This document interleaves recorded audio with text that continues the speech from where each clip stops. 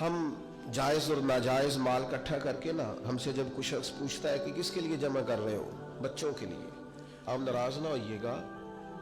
بچے تو بیچارے بالغ ہونے کے بعد کہتے ہیں ابا جی سے کہ وہ اگر آپ ایک پلاٹ بیچ دیں تو میں کاروبار کر لوں، تو وہ تو بیچ ہی نہیں رہے. تو شروع سے تو آپ کہہ رہے تھے بچوں کے لیے جمع کر رہا ہوں. کہاں ہے بچوں کے لیے؟ یہ تو آپ کے نام ہے، ہر چیز پر قبضہ آپ کا ہے، کنجیاں ساری آپ کے پاس ہیں، ہر چابی آپ کی دسترس میں ہے. بھائی کہاں ہے بچوں کے پاس؟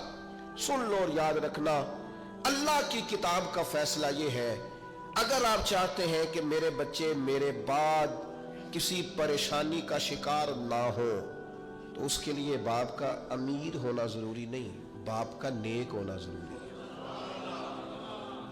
آپ یہ سمجھتے ہیں کہ میں بہت زیادہ بینک بیلنس چھوڑ کے جاؤں گا تو پیچھے میری اولاد آسودہ زندگی گزارے گی؟ میں بہت ساری زمین جائیداد چھوڑ جاؤں گا تو یہ خوشحال وقت گزاریں گے، انہیں کوئی تکلیف نہیں آئے گی؟ ایسا نہیں ہے. قرآن مجید کا یہ فیصلہ ہے کہ آپ کے پیچھے آپ کے مال، آپ کی جان، آپ کی اولاد کی حفاظت تب ہوتی ہے جب آپ تقوی چھوڑ کے جاتے ہیں، پرہیزگاری چھوڑ کے جاتے ہیں، نیک نامی چھوڑ کے جاتے ہیں. یہ قرآن مجید ہے، یہ سورہ کہف ہے، یہ حضرت خضر علیہ السلام ہے. یہ ایک گاؤں میں گئے ہیں جناب موسیٰ کلیم علیہ السلام کے ساتھ. گاؤں والوں نے مہمان نوازی کوئی نہیں کی، لیکن اللہ کے ان پاک باز لوگوں نے ایک گرتی ہوئی دیوار سیدھی کر دی. اور جب جناب خضر علیہ السلام سے پوچھا جاتا ہے کہ جناب آپ یہ گرتی ہوئی دیوار سیدھی کر رہے ہیں اور یہ لوگ وہ ہیں جنہوں نے پانی تک نہیں پوچھا، تو یہ قرآن مجید ہے. رب کریم فرماتا ہے جناب خضر علیہ السلام نے فرمایا یہ دیوار 2 یتیم بچوں کی ہے، ان کی ملکیت ہے یہ جگہ، اور اس جگہ کے نیچے ان کا باپ خزانہ چھوڑ گیا ہے اپنے بچوں کے لیے. اگر یہ دیوار گر جاتی، خزانہ ظاہر ہو جاتا تو ان بچوں کا مال لٹ جاتا. آپ نے یہ نیکی کیوں کی؟ تو اللہ کا قرآن کہتا ہے جناب خضر نے کہا وَقَانَ أَبُوهُمَا صَالِحًا، یہ نیکی اس لیے کی ہے کہ ان کا باپ نیک آدمی تھا، ان کا والد ایک صالح آدمی تھا. ابوہما صالحا. حضرت عبداللہ ابن عباس اس آیہ مبارکہ کی تفسیر میں فرماتے ہیں یہاں بچوں کی نیک نامی کا ذکر ہی کوئی نہیں، بچوں کا نام ہی نہیں کہ بچے نیک تھے کہ بد تھے. صالح کے بچے ہیں، نیک ہی ہوں گے، گمان یہی ہے کہ نیک ہے، پرہیزگار ہے. لیکن فرماتے ہیں یہاں صالحیت کا ذکر ہے تو اولاد کی نہیں، باپ کی. آپ فرماتے ہیں سن لو لوگوں، یاد رکھو، صالحیت چھوڑ کے جانا اور پھر اگر تم نیک نامی چھوڑ کے جاؤ تو پھر اپنے بچوں کے لیے پریشان نہ ہونا، رب کی رحمت ان کی حفاظت کرے گی. تمہاری فصل کو کوئی برباد نہیں کرے گا، تمہارے خزانے کو کوئی لوٹے گا نہیں، تمہارے پیچھے تمہاری اولاد اور تمہارا گھر ویران نہیں ہوگا.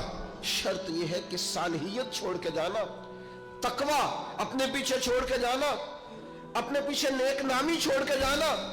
حضرت عمر بن عبدالعزیز رحمۃ اللہ علیہ سے قبل جتنے بھی بادشاہ تھے کروڑوں اربوں کی جائیدادیں چھوڑ گئے وہ، لیکن ان کا حال یہ تھا کہ ان کی اولادیں ایسی شراب کباب میں الجھیں کہ 2 بادشاہ تو ایسے تھے جن کے بچے جامع مسجد کے سامنے بھیک مانگا کرتے. اور جناب عمر بن عبدالعزیز رحمۃ اللہ علیہ نے آخری وقت میں اپنی بیوی کو کچھ نصیحتیں کرنا چاہیں تو وہ کہنے لگی اللہ تعالیٰ آپ کو آپ کی نیکیوں کی جزا دے، اولاد کے لیے کچھ نہیں کر سکے آپ، کچھ نہیں ہے ہمارے بچوں کے پیچھے. تو آپ نے فرمایا بلاؤ نا بیٹوں کو. تو بیٹے حاضر ہوئے تو حضرت عمر بن عبدالعزیز کہنے لگے بیٹا تمہارا باپ بزدل تھا، جائیداد نہیں بنا سکا، اسے معاف کر دینا. کہا بھاجی آپ بزدل کیا مطلب؟ تو ہر میدان میں ڈٹے رہے. فرمانے لگے میں بزدل تھا بیٹا، دوزخ سے ڈر گیا، جہنم کی آگ سے میں ڈر گیا، میں نہیں اپنے مالک کے عذاب کا مقابلہ کرنے کی سخت رکھتا تو میں ڈر گیا، تمہارے لیے کوئی ناجائز پیسہ جمع نہیں کر سکا. اپنے باپ کو معاف کر دینا، بس یہی روکھی سوکھی ہے جو چھوڑ کے جا رہا ہوں، قبول کرنا.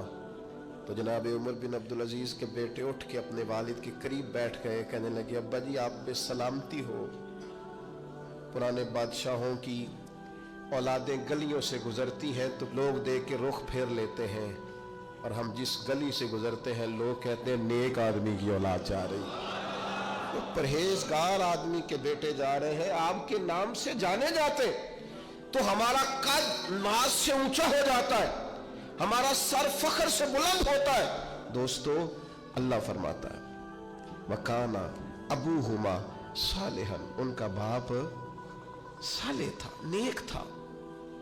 گھر چاہتے ہو کہ پیچھے اولاد کو کوئی تکلیف نہ آئے، جانے کے بعد اولاد پر کوئی آزمائش نہ آئے، زمانے کی تیز دھوپ کی تپش انہیں نہ پہنچے، حالات کی شدت کا یہ شکار نہ ہو، تو سرمایہ نہیں، مال نہیں، جائیداد نہیں، تقویٰ چھوڑ کے جانا، پرہیزگاری چھوڑ کے جانا.